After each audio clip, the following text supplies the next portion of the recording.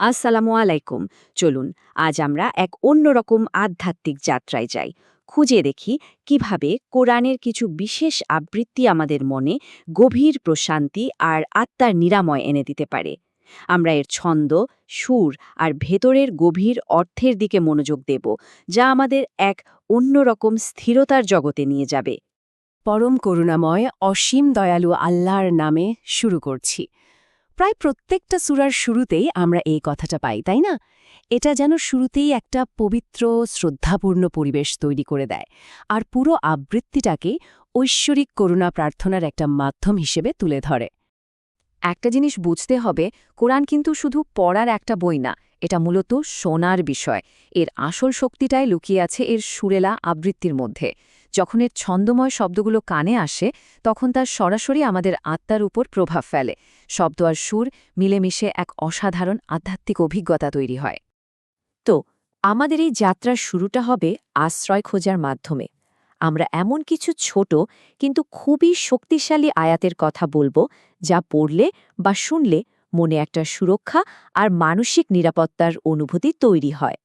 এই আয়াতটাকে বলা হয় আয়াতুল কুরসি বা আরশের আয়াত। এর মূল কথাটা কি জানেন? এটা হলো আল্লাহর অসীম ক্ষমতা, জ্ঞান আর সমগ্র সৃষ্টির ওপর তার নিদ্রাহীন সতর্ক দৃষ্টির এক ঘোষণা। এই বিশ্বাসটা যখন মনে গেঁথে যায়, তখন এক গভীর নিরাপত্তার অনুভূতি পাওয়া যায়। আচ্ছা, একটা দারুণ ব্যাপার আছে। কোরআনের একেবারে শেষের ৩টা সূরাকে প্রায়ই একসাথে পাঠ করা হয়। বিশ্বাস করা হয় যে এই ৩টি সূরা আমাদের দেখা বা না দেখা সব ধরনের ক্ষতি থেকে সুরক্ষার জন্য একটা সম্পূর্ণ বর্ম বা ঢাল হিসেবে কাজ করে। এই বর্মের প্রথম অংশটা হল সূরা আল ইখলাস, যার মানে হল একনিষ্ঠতা। এখানে খুব সহজ এবং শক্তিশালীভাবে আল্লাহর একত্বের কথা বলা হয়েছে। এটা আমাদের বিশ্বাসের মূল ভিত্তিটাকেই আসলে আরও শক্ত করে দেয়। এরপর আসছে সূরা আল ফালাক, মানে প্রভাত। এখানে আমরা ভোরের প্রভুর কাছে আশ্রয় চাই। কিসের থেকে? বাইরের যত খারাপ শক্তি আছে বা ধরুন অজানার অন্ধকার, সেই সব কিছু থেকে মুক্তি পাওয়ার জন্য। আর এই সুরক্ষার ত্রিধারার শেষটা হল সূরা আন-নাস, অর্থাৎ মানবজাতি। এটা আরও গভীর, কারণ এটা আমাদের ভেতরের শত্রুর বিরুদ্ধে। মানে মনের মধ্যে যেসব সন্দেহ, অস্থিরতা বা কুমন্ত্রণা আসে, সেই সব থেকে বাঁচার জন্য এটা একটা আকুল প্রার্থনা। তো সুরক্ষার এই বলয়টা তৈরি করার পর চলুন এবার একটু বাইরে তাকাই, প্রকৃতির বিশাল জগতে। কোরআনের কিছু দীর্ঘ সূরা আছে যেগুলো আমাদের পুরো মহাবিশ্বের ছন্দটা নিয়ে ভাবতে শেখায়, আর সেখান থেকেই মনে আসে এক অসাধারণ বিস্ময় আর প্রশান্তি। এর মধ্যে সবচেয়ে পরিচিত হল সূরা আর রহমান। এর আরেকটা সুন্দর নাম আছে কুরআনের বধূ, কারণ এটা এতটাই কাব্যিক আর ছন্দময়। এই সূরাটা মূলত আল্লাহর করুণার কথা বলে, আর সেটা বোঝানোর জন্য প্রকৃতির অসাধারণ সব ছবি তুলে ধরে। একবার ভাবুন তো, সূর্য আর চাঁদ যারা ঠিকঠাক নিজেদের কক্ষপথে ঘুরছে, কিংবা দূরের তারা আর কাছের গাছপালা যারা যেন সিজদায় নত হয়ে আছে। দুটো সাগর পাশাপাশি বয়ে চলেছে, কিন্তু মিশে যাচ্ছে না। আবার তার ভেতর থেকেই উঠে আসছে মহামূল্যবান মুক্তা আর প্রবাল, সাগরে ভাসমান বিশাল সব জাহাজ।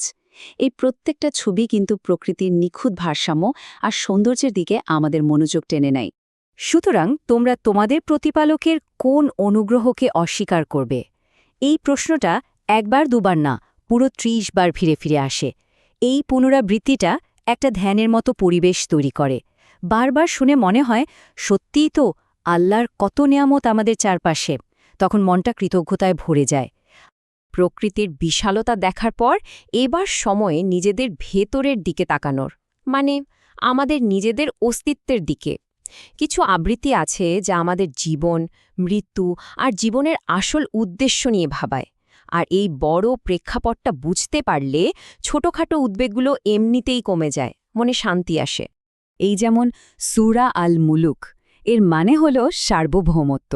এই সূরাটা আমাদের বোঝায় যে এই পুরো অস্তিত্বের ওপর আল্লাহর ক্ষমতা আসলে কতটা, আর আমাদের এই যে জীবন আর মৃত্যু, এর পেছনের উদ্দেশ্যটা কি। এটা আমাদের দৈনন্দিন উদ্বেগের ঊর্ধ্বে ভাবতে সাহায্য করে। দেখুন, এখানে জীবনটাকে কিভাবে দেখা হচ্ছে, বলা হচ্ছে এই দুনিয়ার জীবনটা একটা পরীক্ষা। এটা দেখার জন্য যে আমাদের মধ্যে কে সবচেয়ে ভালো কাজ করে। আর পরকাল, যারা আল্লাহকে মনে রেখে চলে তাদের জন্য রয়েছে ক্ষমা আর বিশাল পুরস্কারের প্রতিশ্রুতি।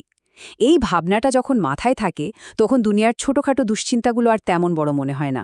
একটা অন্যরকম শান্তি পাওয়া যায়। তো আমরা আমাদের এই যাত্রার প্রায় শেষ দিকে চলে এসেছি। এতক্ষণ ধরে যা কিছু আমরা শুনলাম বা জানলাম, চলুন এবার দেখি এই সব কিছু একসাথে মিলে কিভাবে আমাদের মনে একটা গভীর সান্ত্বনার পরিবেশ তৈরি করে। পুরো ব্যাপারটা যদি আমরা একবারে দেখি তাহলে যাত্রাটা অনেকটা এইরকম। প্রথমে আমরা সুরক্ষার আয়াত দিয়ে শুরু করি, মনে একটা নিরাপত্তার অনুভূতি তৈরি হয়। এরপর আমরা সৃষ্টিজগতের সৌন্দর্য দেখে অবাক হই, আমাদের মনে বিস্ময় জাগে। তারপর আমরা জীবন মৃত্যুর মতো গভীর বিষয় নিয়ে ভাবি, যা আমাদের দৃষ্টিভঙ্গিকে বড় করে দেয়।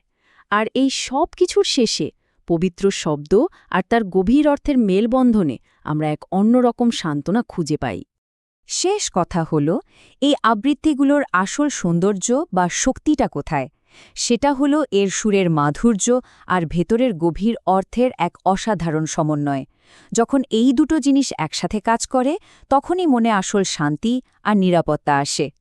তাহলে শেষ প্রশ্নটা এটাই, আজকের এই কোলাহল ভরা পৃথিবীতে যখন চারদিকে এত শব্দ, এত ব্যস্ততা, তখন মনের স্থিরতার জন্য এমন একটা পবিত্র ধ্বনি আমরা কোথায় খুঁজে পেতে পারি? এই ভাবনাটা আপনাদের জন্যই